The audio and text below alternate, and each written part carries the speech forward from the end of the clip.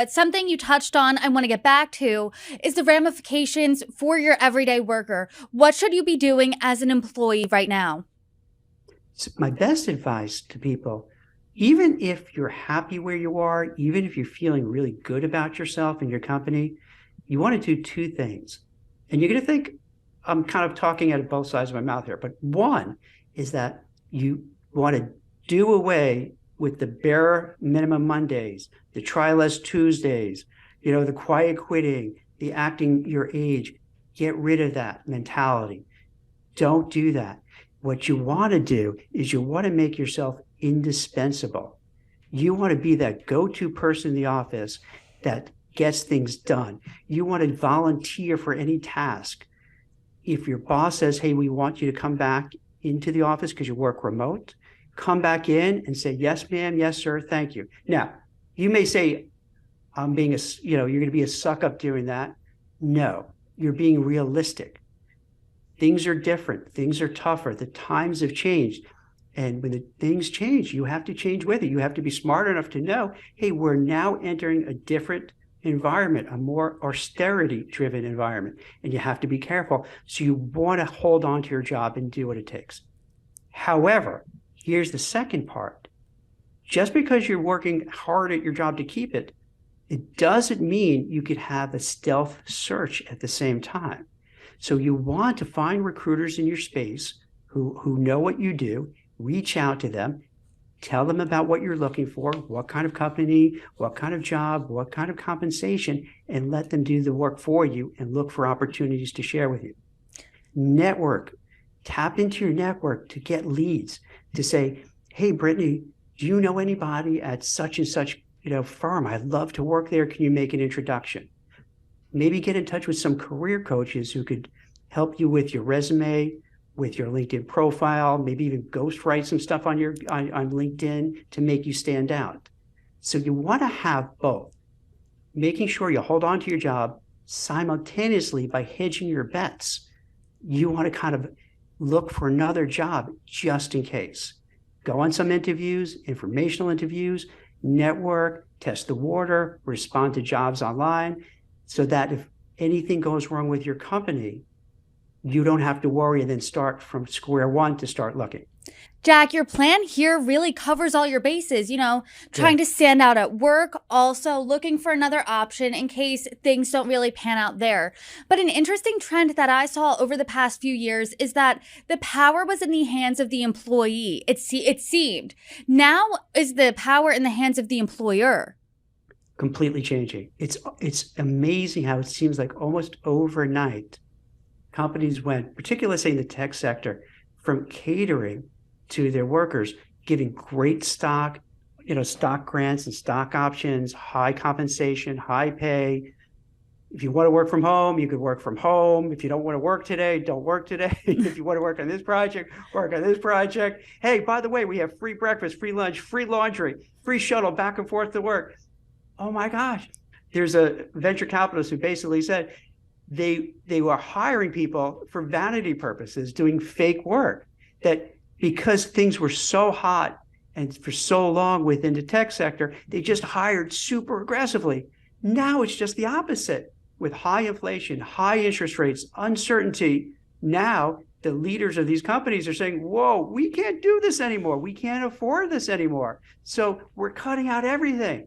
We're going to cut out, we're going to wring out all the excesses, we're going to lay off people, we're going to put on hiring freezes, we're going to tell you to get back to the office because we want to make sure everyone's working. So you're going to see this shift coming for the next few months. I don't know how long it's going to last, but you're going to see the power dynamic change from when the worker said, hey, I don't want to go into the office, I'm not going to go. And the bosses would say, okay, all right, you don't have to come in. Now they're going to say, well, if you don't come in, we're going to let you go or just leave, quit. And then if it's a tough job market and not a lot of opportunities and other companies are doing the same thing, where are you going to go? So you're going to lose that. You're going to lose the command that you had in the past. And this is going to be unsettling for a lot of people. And trust me, I am not happy saying this. Don't get me wrong. I'm going to get a lot of hate, Brittany, when this is online. People are going to hate me. But I'd rather be honest and transparent and advise people and have them dislike me, dislike the messenger, rather than saying, oh, don't worry, everything's going to be the same. And then they realize, oh my gosh, I should have started planning to get a new job, or I should have really worked harder so they would have kept me instead of laying me off and not laying off somebody else.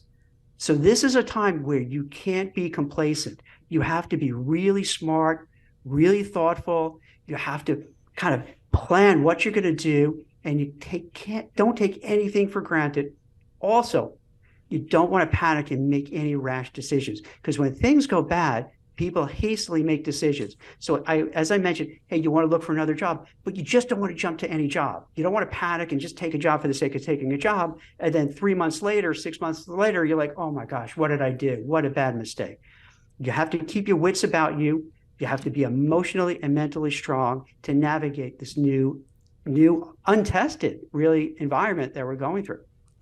It's important for people not to be caught flat-footed. So I appreciate your honesty, your transparency here. You're coming up with a game plan that's pretty tangible for people. But is this time comparable to any other time in the job market? It's sort of comparable to, like, let's say, the early days of the pandemic, when there's just a lot of uncertainty, like, well, what's happening? How is it going to play out? We just don't know.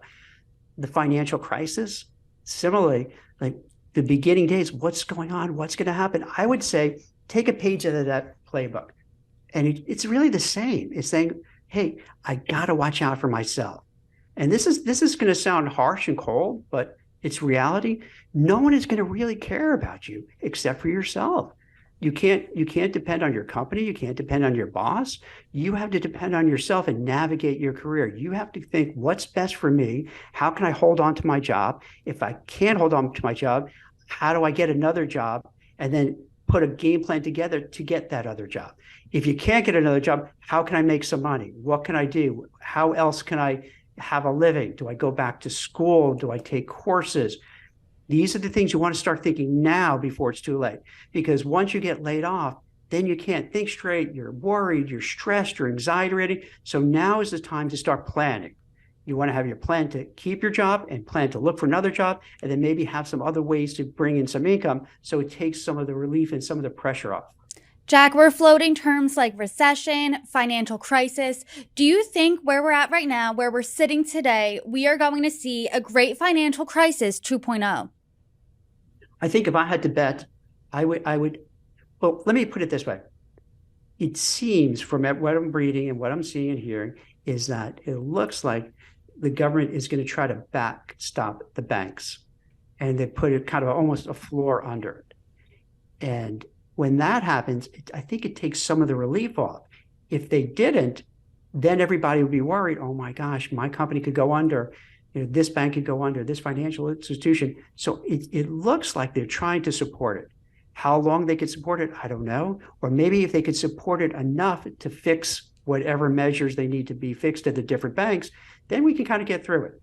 So I'm hoping that we are not going to go through another financial crisis. I'm always thinking of how to prepare, and like, you always want to prepare for the worst and hope for the best.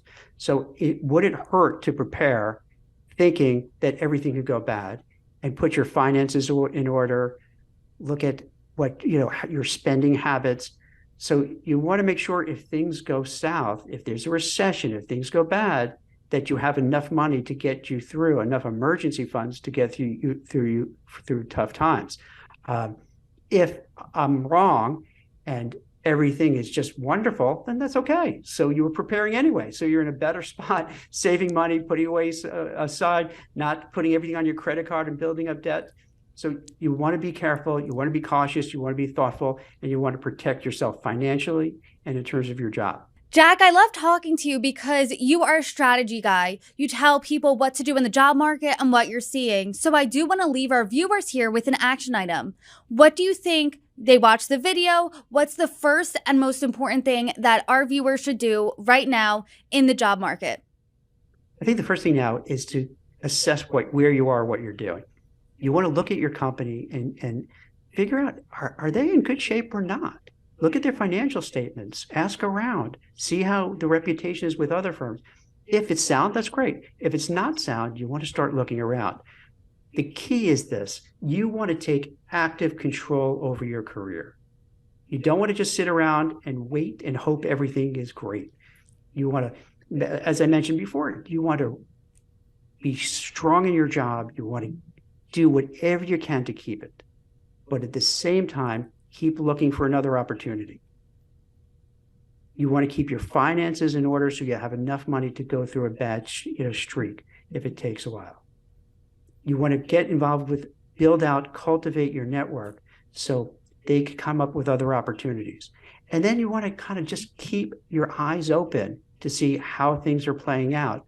So you can make sure you're not going to be the one who are laid off. You're not going to be the one who can't find a job. You want to get ahead of the curve.